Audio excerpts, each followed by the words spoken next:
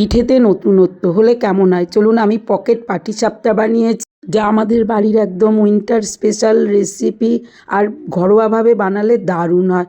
চলুন, রেডি পাটিসাপটাটা। এর সঙ্গেও যদি আরেকটু নতুন পিঠে পুলি খোঁজেন তাহলে টুটি ফুটি পাটিসাপটা বানিয়ে ফেলতে পারেন। সবগুলো ক্ষীর বানিয়ে টোটাল এমনই রেসিপি যা জিভে জল আনা। চলুন, প্রথমে 500 গ্রাম দুধ আমি ঠান্ডা করে নিয়েছি গরম করে। এইবার 1 বাটি ঠিক মেজারমেন্টের মাপের আমি দুধের মধ্যে যোগ করে দিয়েছি ময়দা। এরপরে নাড়িয়ে মিশিয়ে দেব। কিছুটা মেশানো হয়ে গেলে আবার আর 1 বাটি নিয়ে নিয়েছি। এরকম 2 বাটি ময়দা ঠিক মাপে নিয়ে নিয়েছি। আপনারা ইচ্ছা করলে চাল গুঁড়ি আর ময়দা সেম নিতে পারেন, তাতেও দারুণ। আমি 2 বাটি ময়দা আর 1/2 বাটি চাল গুঁড়ি নিয়েছি। এতেই আপনার রেসিপিটা রেডি হয়ে যাবে। ব্যাস, এবার ভালো করে মিশিয়ে 1/2 ঘন্টা ভিজিয়ে রেখে দিন। প্রথমে এইভাবেই ব্যাটারটা থাক, তাহলেই কেল্লা ফতে। এইবার দেখুন 1/2 ঘন্টা পরে ফিরে এসেছি। সামান্য একটু দুধ যোগ করে আর একটুখানি পাতলা করে নিতে পারেন। উপকরণগুলো টুক করে দেখে নিন। টুটি ফুটি নিয়েছি, সন্দেশ, নতুন গুড়, ব্যাটারটা নিয়ে নিয়েছি, আর ক্ষীর নিয়েছি। খোয়া ক্ষীর, ঘরে বানানো, দুধ জাল দিয়ে স্রেফ গাঢ় করা, সামান্য একটু নতুন গুড় যোগ করা। ব্যাটারটা ঠিক এইরকমই হবে। ক্ষীরটাও দেখুন ঠিক এইরকম। ব্যাস রেডি। চলুন, উপকরণ নতুন গুড়ের গন্ধে আমার তো নাকের সামনে মম করছে পিঠের রেসিপি বানানোর জন্য। ততক্ষণে চাটুটা বসিয়ে দিয়েছি। ননস্টিক হলে ভালোই ওঠে, তবে কোনো পিঠে প্রথমে কিন্তু একটু ভালো উঠতে চায় না, বড় সমস্যা হয়, এটা সবাই জানেন। এইবার আস্তে করে দিয়ে চারিদিকে দেওয়ার পর একটুখানি হতে দেব, এপিট ওপিট করে। একটুখানি যখন হয়ে আসবে তখন ক্ষীরটা যোগ করে দিলাম। ব্যাস বন্ধুরা, ক্ষীরটা কিন্তু গুড় দিয়ে বানালে একটু চিনি দিয়ে গলে যায়, এক্ষেত্রে একটু সুজি ব্যবহার করতে পারেন। যাই হোক, টুটি ফুটিটা সাজিয়ে দিয়ে রেডি হয়ে গেল। ঘুরিয়ে ফিরিয়ে এপিট ওপিট করে ভেজে তুলে নিলেই হয়ে গেল টুটি ফুটি পাটিসাপটা, যা 8 থেকে 80 সবার বেশ নতুনত্ব নিয়ে আসবে। তুলে রেখে দিই। আবার একটু ব্যাটার যোগ করেছি। ব্যাটারটা দেওয়ার পরে চারপাশে আস্তে আস্তে এইভাবে করে বাড়িয়ে নিতে পারেন, বা ছোট করেও করতে পারেন, যেরকম ইচ্ছা সেরকম। আমি তো বেশ বড় করেছি।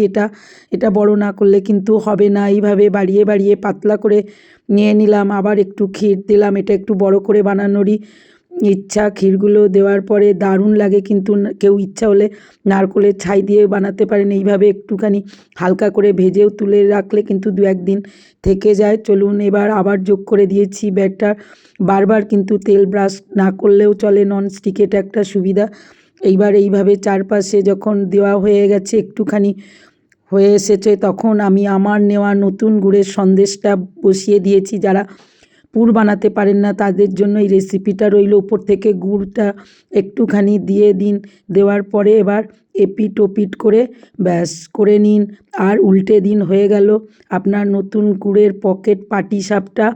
তুলে নিন আর রেখে দিন। ইচ্ছা হলে এপিট ওপিট করে আরেকটু ভাজা করে নিতে পারেন। তাহলে রেডি হয়ে গেল বন্ধুরা। আরেকটু গার্নিশিংয়ের জন্য উপর থেকে টুটি ফুটিটা দিয়ে দিন। এটার কি দারুণ টেস্ট, আর খেয়ে দেখবেন অবশ্যই। একবার বানালে বারবার বানাবেন। রেডি আমার পাটিসাপটা। এইভাবে অনেকগুলো করে নিলাম। চলুন, আর একটা আমি বানিয়ে নিন। যারা সন্দেশ দিয়ে বানাবেন না, বাড়িতে ক্ষীর আর নারকেলের পুর বানিয়ে বানাতে চান, এইভাবে বানিয়ে নিন। উপর থেকে টুটি ফুটি 2-1টা দিয়ে দিন। তাহলে বাচ্চারা কিন্তু, যারা মোমো পিজাতে আসক্ত, তারা কিন্তু এই পিঠেটা দারুণ এনজয় করবে। এইভাবে একটু চেপে নিন। আমি কড়া করে ভেজেছি। নরম নরম ভাজলে কিন্তু চট করে ঘুরে যায়। সেক্ষেত্রে মাঝে মাঝে একটু নানা রকম পরীক্ষা তো করতেই হয়। যাই হোক, এইভাবে রেডি হয়ে গেল পকেট পাটিসাপটাটা বন্ধুরা। আমি তো বানিয়ে যাচ্ছি, আর এদিক থেকে সবাই সাঁটিয়ে যাচ্ছে। কটা পরিবেশন করতে পারবো জানি না। কিছু কিছু কড়া করে ভেজে নিয়েছি। এগুলো 2-1 দিন থাকবে। বেশ ঠান্ডা ঠান্ডা পিঠে খেতে কিন্তু দারুণ লোভনীয় লাগে। চলুন, নরম গরম গরম তুলতুলে ক্ষীরের পাটিসাপটা, আর কি চাই, গালে দিলে মিলিয়ে যাবে। বানিয়ে ফেলুন। আর এরকম পকেট পাটিসাপটা হলে, আর টুটি ফুটি, দেখুন পাটিসাপটা দুটো একদম নতুন রেসিপিতে আর নতুন গুড়ের সঙ্গে মাখিয়ে যদি খান, জিভে জল আসা রেসিপি। আর কিছুই লাগবে না। শীতের দিনে হাত বার করে টুক করে খেয়ে নিতেই পারেন। আর নতুন স্বাদ, নতুন টেস্ট হলে মন্দ নয়। যারা বানাতে পারবেন না তারা সন্দেশ কিনে এনেও রেসিপিটা করতে পারেন। আজ আসি, ভালো থাকবেন। কেমন হলো জানান, বানিয়ে ফেলুন। এখন চলুন, সন্দেশের পকেট পাটিসাপটাটা একটু কেটেই ফেলেই, ভেতর থেকে কেমন হয়েছে দেখিয়ে দিই। দারুণ টেস্টি বন্ধুরা, এটা আমাদের বাড়ির প্রিয় পাটিসাপটা। ব্যাস কেটে ফেলেছি সন্দেশ দিয়ে বানানো লোভনীয় পাটিসাপটা। ভেতরটা দেখতে পাচ্ছেন কতটা দারুণ নরম তুলতুলে। চাল গুঁড়ো না থাকলেও কিন্তু সুজি ব্যবহার করে ময়দার সঙ্গে বানিয়ে ফেলতে পারেন। মেজারমেন্টটা একই রাখলে হবে। আর একটা টুটি ফুটি উপর থেকে দিয়ে দিন কেল্লা ফতে। আমার সব নতুন নতুন রেসিপিগুলো দেখুন বন্ধুরা। স্বাস্থ্য ভালো রাখতে নতুনত্ব আনতে আমার রেসিপির জুড়ি মেলা ভার। আজ এই পর্যন্ত, আবার আসছি নতুন কোনো রেসিপি নিয়ে। Bye bye.